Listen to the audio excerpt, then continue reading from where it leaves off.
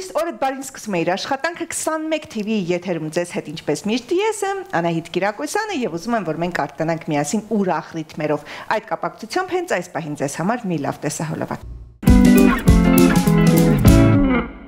Թե ինչ վերադարձանք տաղավար եւ ճիշտ ժամանակն է որպեսի տեղեկանանք շատ բաներ կա աշխարհում որ չգիտենք շատ բաներ էլ կա գիտենք լսում ենք ու հաստատում որ Այսինչ բանը գիտենք, այնպես որ դրա համար հատուկ կա մեր էջը, որ կոչվում է կատու, տեղեկատու, գնանք, տեղեկանանք, վերադառնանք։ Միաու։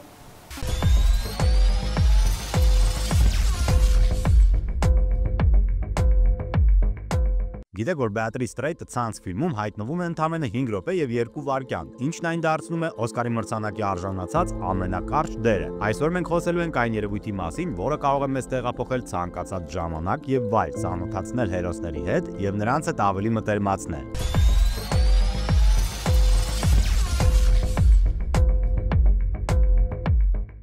Ամեն ինչ սկսվեց 1895 թվականին, երբ հայտնի լուսանկարիչ Լուի եւ Օգյուստ Լումիեր եղբայրները առաջին հանրային ֆիլմի ցուցադրությունն անցկացրեցին Փարիզի Կապուսինների բուլվարում գտնվող Grand Café-ում։ Նրանք ներկայացրեցին մոտ 1 տասնյակ 5 վայրկյան տեղողությամբ տեսանյութեր։ Առաջին ֆիլմը, որից հանդիսատեսը ուղակի սարսափ է ապրել, դա եղել է գնացքի ժամանումը Լազյուտա կայարանում ֆիլմի ցուցադրման ժամանակ։ Երբ գնացքը մոտեցել է իրենց, մտածել է, որ դա իրականություն է, ոմանք ուղակի բարձր գոռալով փախչել են այնտեղից։ Իսկ առաջին ֆիլմը համարվում է Roundhay Garden տեսարանը, որը այդ ամենից 7 տարի առաջ 1888 թվականին ստեղծել է մեկ այլ ֆրանսիացի ռեժիսոր Լուի Լեպրենսը։ Լեպրենսը այն մարդն էր, որը կարողանում էր գունավոր լուսանկարներ կիրառել մետաղի եւ կերամիկայի վրա, եւ իր փորձերի ընթացքում նա ստեղծեց մի անհավանական բան՝ տեսախցիկ, որն ընդունակ է ֆիքսել շարժումները։ Լեպրենսը արդեն տեսնում էր իրեն որպես նոր արվեստի հայր։ Արևմուտքում իր զարգացումները խթանելու համար նա երկքաղաքացիություն ստացավ՝ ֆրանսիական եւ ամերիկյան։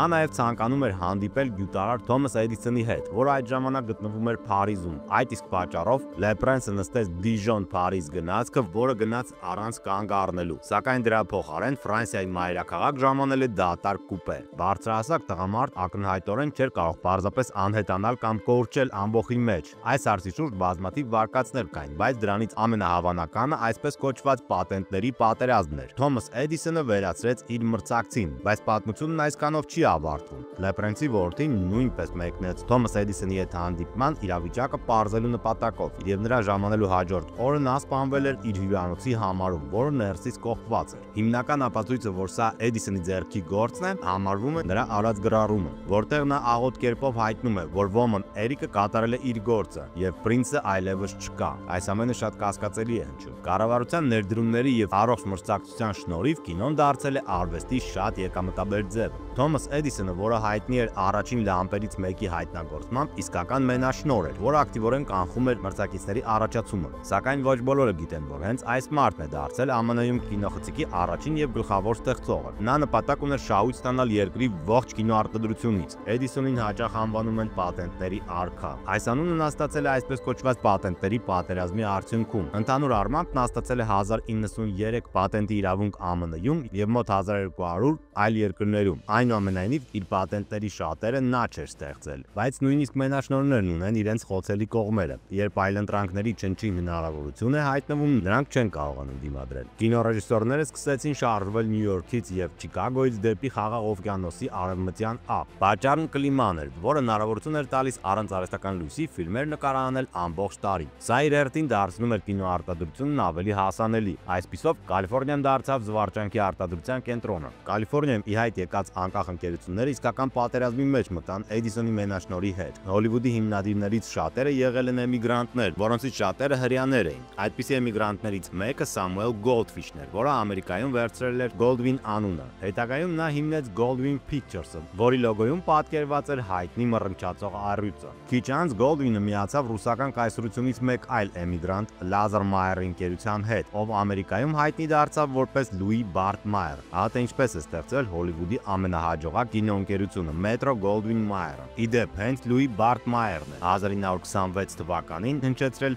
Օսկարի մրցանակաբաշխության գաղափարը։ Հաջող արտագաղթի մեկ այլ վառ օրինակ էին Յոսիֆ եւ Նիկոլայ Շեյկեր եղբայրները, որոնք ավելի հայտնի են Շենք ազգանունով։ Նիկոլաս Շենկը ղեկավարում էր Metro Goldwyn Mayer-ը մինչև 1960-ականները, իսկ Ջոզեֆ Շենկը հայտնի դարձրեց 20-րդ դար Fox ստուդիան։ 10 տարի անց խոշոր կինոստուդիաները եւ մեդիա հսկաները սկսեցին ակտիվորեն զբաղվել ֆիլմերի արտադրությամբ, տարածմամբ եւ ցուցադրմամբ։ Նրանք ստեղծեցին այսպես կոչված մեծ հինգյակը եւ Էդիսոնին աստիճանաբար դուրս մղեցին շուկայից։ Արդյունքում Գերագույն դատարանի որոշմամբ Թոմաս Էդիսոնի բոլոր պատենտները չեղյալ ճանաչեցին, քանի որ նրանց ժամկետը լրացել էր։ Անկախ կինոստուդիաները վերածվեցին խոշոր մեդիա կորպորացիաների, որոնք կարողացան գտնել հեռուստադիտողների ուշադրության գրավելու միջոց։ Այդ միջոցը ֆիլմերի արդյունքում դարձած աստղերն էին։ Չարլի Չապլինի կատակերպությունները գրավեցին հսկայական բազմություն, եւ դա օգնեց պրոդյուսերներին հասկանալ, որ հենց աստղերի վրա նրանք պետք է ապավինեին։ Արդյունքում ծնվեց հարաբերությունների մի համակարգ, որի կարևորությունը դժվար է գերագնահատել։ Հոլիվուդում ծնված այս համակարգը հետագայում տարածվեց շոու բիզնեսի, ռադիոյի, հեռուստատեսության, սպորտի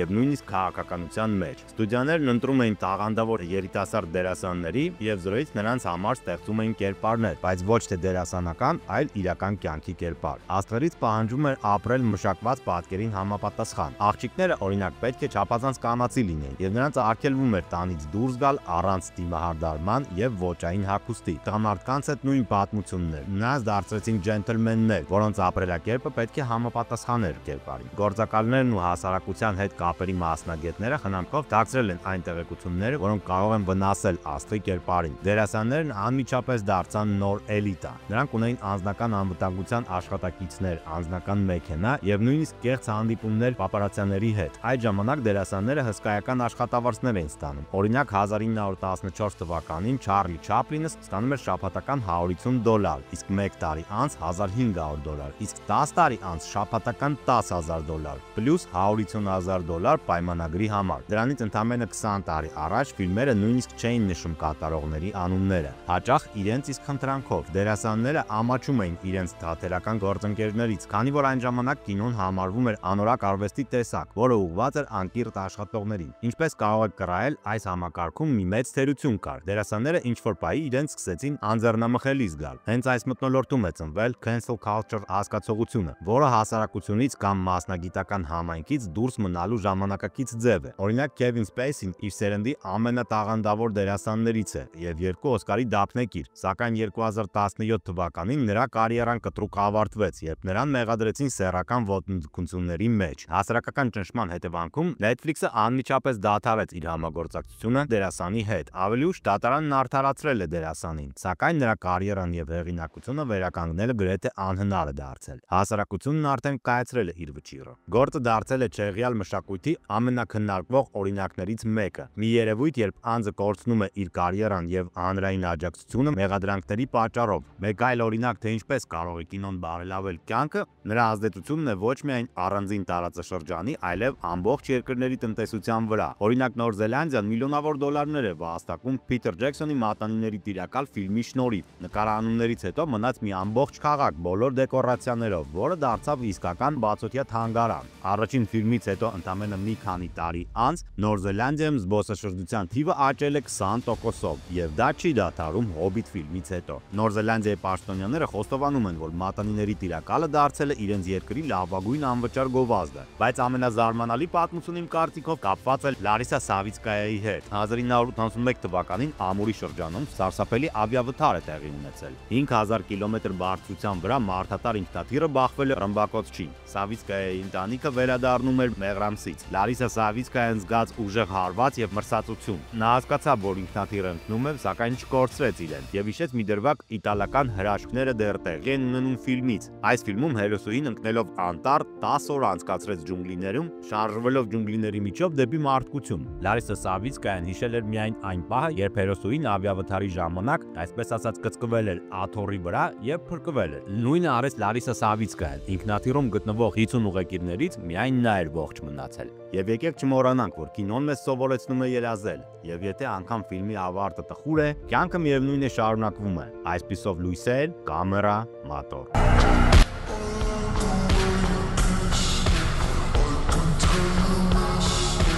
I can tell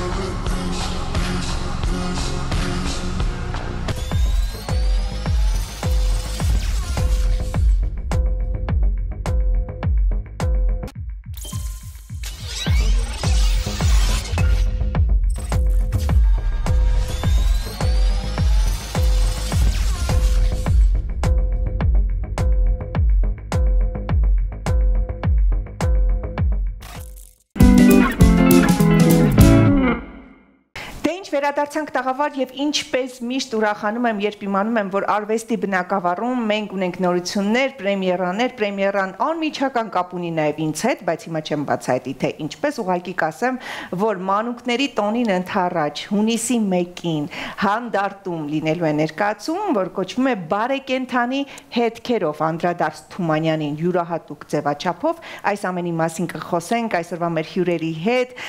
եւ իհարկե պատկերացնենք թե հունիսի 1-ն է, ճիշտ է, աշխատանքային օր չի լինելու, բայց մեզ մոտ երեխաներ կան տաղավարում այսօր, այնպես որ սիրով, մեծագույն սիրով ուզում եմ ներկայացնել մեր հյուրերին, դերասանուհի շատ սիրված եւ ճանաչված Աստղիկ Աբաջյան, բարի լույս, ինչպես նաեւ դերասանուհիներ Դանելյան, Էլեն եւ Գաստյան Արևիկ, բարի առավոտ։ Բարի լույս։ Ոնց է տրամադրությունը։ Հրաշալի։ Շատ բարձր։ Հիասքանչ։ Արջևում մանուկների տոնն է եւ մենք գիտենք, որ կա մի նոր ներկայացում, որ կոչվում է Բարեկենդանի հետքերով եւ կուզենամ մանրամասնենք ընդհանրապես ինչպես եղավ առաջարկը, որ դուք ընդգրկվեցիք ներկայացման մեջ, միանգամից ընդունեցիք, թե վաղ կար ու փորձ կար արդեն թատրոնի բեմում լինելու։ Ես Պարոն Գյուլումյանի հետ աշխատել եմ Հրազդանի դրամատիկական թատրոնում տունը սահմանի ներկայացման շրջանակներում, ու հետո ստացել եմ առաջարկ խաղալ Խաղողի այգում, դրանից հետո շատ պատահական զանգ ստացա, կխաղաս նաև հեքիաթներում ու միանգամից ասեցի լավ, շատ արագ է ամեն ինչը ստացվեց ու շատ ուրախ եմ, որ ձերպես պրոֆեսիոնալ մարդկանց եմ իմ կյանքում հանդիպել իմ առաջին քայլերի ընթացքում հենց ու շատ լավ դրական էներգիա ու շատ լիքը գիտելիք եմ ստանում ձեզ հետ աշխատելուց։ Շատ շնորհակալություն, մենք կպատմենք էլի ինչի է նաև ինձ անդրադառնում Աստղիկ ջան, Արևիկ ջան, մի քիչ դու պատմի, որովհետև ես գիտեմ, որ դու ունես հեռուստատեսային փորձ, դու որպես հաղորդավարուհի ես ներկայանում, իսկ այս պարագայում, հա, ձևաչափը հեքիաթ է եւ դու արդեն դերասանուհի ես։ Պարոն Գյուլումյանը զանգարեց իմ մայրիկին, ես նստած էի մայրիկիս կողքը ու երբ մաման ասեց դու քեզ կանչել եմ ներկայացման մեջ խաղալու, ես շատ ուրախացա, որովհետև մանկուց կարդում եմ հեքիաթներ, նաև ունեմ հաղորդում հեքիաթի սենյակ հաղորդումը, ու այդ հեքիաթը դարձավ ներկայացում, այսպես ասված։ Տենց։ Ահա, քեզ դուր է գալիս այն ինչ կատարվում է, թե բարդ է ամեն դեպքում։ Ամեն ինչն էլ ունի մի փոքր բարդություն եւ հեշտություն, ինձ համար այս ամեն ինչը շատ ուրախ է անցնում։ Ուրախ ու հետաքրքիր, հա։ Աստղիկ ջան, լինելով քո ֆանատը որպես դերասանուհի ու տեսնելով քո խաղը Մալյան թատրոնում առհասարակ տարբեր ներկայացումներում, գիտեմ, որ առաջին դեպքը չէ, որ այս ձևաչափի մեջ ես, որովհետև ցանկապատ ներկայացում կա, որ շատ սիրվել է արդեն հանդիսատեսի, հեռուստադիտողի կողմից։ Հիմա հեքիաթներ մանուկների համար, ինչ նշանակություն ունի քեզ համար քո կերպարը, այս հեքիաթներում ընդգրկված լինելը, որքան է հոգեհարազատ, հատկապես երբ դու Մալյանում նույնպես խաղացել ես Թումանյանական շնչով ներկայացման մեջ։ Նախ շատ շնորհակալ եմ սիրելիս ջերմ խոսքերի համար, ամեն ինչ փոխադարձ է։ Ճիշտն ասած, հեքիաթի ձևաչափը իմ ամենասիրածն է, որովհետև երեխեքի համար ես աշխատում, իսկ այնտեղ իրավունք չունես սխալվելու կամ անկեղծ չլինելու, անազնիվ լինելու, մի խոսքով, սա կարծում եմ ամենալուրջ փորձությունն է դերասանի համար, ինքը կկարողանա լավ մատուցել, թե չէ, հեքիաթը հատկապես երեխաներին շատ դժվար է խաբել։ Ցանկապատով ենք սկսել բացօթյա ներկայացումները, հրաշալի միջավայր, հրաշալի մթնոլորտ, կարծում եմ ինքդ ես վայելում արդեն բավականին ժամանակ է։ Այս հրաշք երեխեքի հետ համագործակցելը ինձ համար նաև մեծ հաճույք է, քեզ հետ նաև ճակերտները շատ բաց չեն կանում, բայց նաև կվայելեմ քո խաղընկերը լինելու հաճույքը։ Մալյան թատրոնում 45 տարի է արդեն խաղում ենք Թումանյանի հեքիաթները, այս տարի միջայլուց 45-ամյակն է, Երիկ Մալյանի ներկայացումն է։ Հիմա այստեղ 3 հեքիաթ ենք ներկայացնելու Թումանյանից, հրաշալի բարձր տրամադրություն է սպասվում երեխաներին, ամսի 1-ին ամենակարևորը պետք է վայելել այդ օրը։ Իդեպ ես հեռուստադիտողին ուզում եմ նշել, որ ամսի 1-ի տոմսերն արդեն իսկ սպառված են, այնպես որ սիրելիներս ուշադիր եղեք հանդարտի էջին, հունիսի 15-ին նույնպես սպասվում է ներկայացումներ, արագ ձեռք բերեք տոմսերը, որպեսզի ձեր բալիկները վայելեն ներկայացումը, այո, այդպես է հանդարտի ներկայացումները շատ արագ սպառվում են, որովհետև շատ հետաքրքիր են, յուրահատուկ ձևաչափ ունեն ու միանգամից ծնող երեխա ուզում են գնալ եւ վայելել։ Մենք չխոսեցինք կերպարներից, այ ինչ եք խաղալու, ինչ դերակատարումներ ունեք դուք, ինչ դերեր են ձեզ վստահել։ Ես սկսեմ։ Այո։ Երեք իրար հետ կապ ունեք։ Այո, քույրեր եք։ Այո։ Քույրեր եք, արդեն հետաքրքիր է։ Ավակ, միջին, փոքր։ Ես միջնակն եմ։ Ահա։ Թիթիզ ինձ մաքսիմալ հեռու կերպար է իրականում, որովհետև ես կյանքում այդքան թիթիզ ու ակտիվ չեմ ու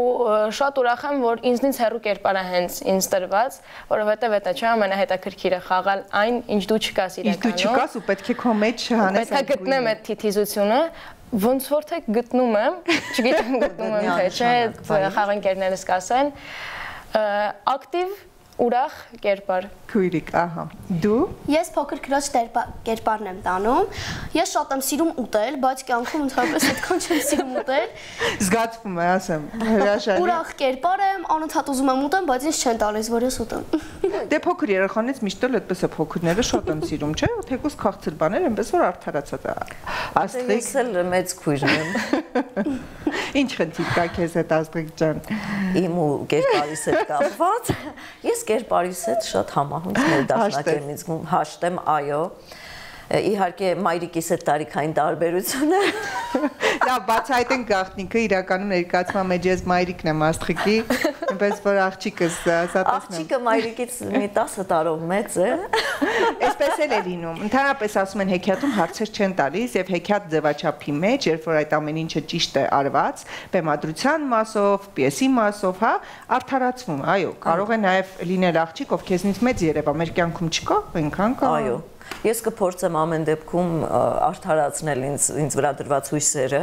եւ երիտասարդ ավյուն գտնել իմ մեջ։ Եվ այդ կերպարը ստաժամբույն։ Այդ կերպարը շատ հետաքրքիր է ստացվելու, կարծում եմ։ Ես կաշխատեմ այդ ուղղությամբ, հատկապես որ ընդհանուր process-ն ենք վայելում։ Իսկ դու քույրիկներով հաշտեք, թե լինում են անհաշտ։ Մենք հաշտենք, այլ դրանք չունենք, որովհետեւ մեր ծնողներն են անհաշտ, մենք ստիպված Պետք է հաշտ լինի։ Պիտի դուք հաշտ լինեք։ Մենք արդեն սովոր ենք, որ նրանք անընդհատ կռվում են։ Սիրելի ընտանիքներ, կան այգ ովքեր մեզ հիմա դիտում են, հասկանում եք ինչ ակտուալ եւ արդի թեմայի են անդրադարձել։ Ծնողները անհաշտ են, երեխաները հաշտ են, որպեսզի կարողանան դիմադրել այդ անհաշտությանը։ Եվ որպես վերջաբան, ըստ ձեզ ինչու պիտի գան դիտեն այս ներկայացումը, այ դուք հիմա հենց երիտասարդների ներկայացուցիչներն եք, դու մանուկների, դու երիտասարդ սերնդի, դու մի քիչ ավելի ավագ սերնդի, այսօրվա երեխեքա առհասարակ ունեն կարիք այս տեսակ ներկայացումների տարնջվելու ու ձևաչափի մեջ, հա, բնության գրքում։ Ձևաչափը ֆանտաստիկ ձևաչափ է։ Ես անսահման ուրախ եմ, որ ինձ բախտ է վիճակվել այս ձևաչափում խաղալ, անպայման արժի, որովհետև այդ բնականությունն ու այդ անկեղծությունը, այդ անկեղծ էմոցիաները ուրիշ ոչ մի ձևաչափում ինձ թվում է չեն կարող տեսնել, որովհետև խաղալ կերպար հեքիաթային բեմում ու խաղալ այդ հեքիաթային կերպարը առօրյայի մեջ, բնության մեջ այդ լրիվ ուրիշ բաներ են, լրիվ ուրիշ զգացողություններ են, հաստատ արժի նման զգացողություններ ունենալ։ Քեզ համարել էր նորություն այս ձևաչափը, որ բնության գրքում ես խաղալու առանց պայմանականություն։ Որ բոլոր թատրոնները փակ միջավայրում են, իսկ այս թատրոնը բնության գրքում ու հանդիսատեսը որ նայում է բնության գրքում հավես միջավայրում, դա մի ուրիշ զգացողություն է։ Ես էլ ավելացնեմ, որ դերասանի համար մեծ փորձություն է, որովհետև եթե դու բեմում կարող ես քեզ թույլ տալ պաթետիկ որոշ ելևեջներ, այստեղ դա պիտի բացառվի, պիտի չխաղաս։ Խաղում ես,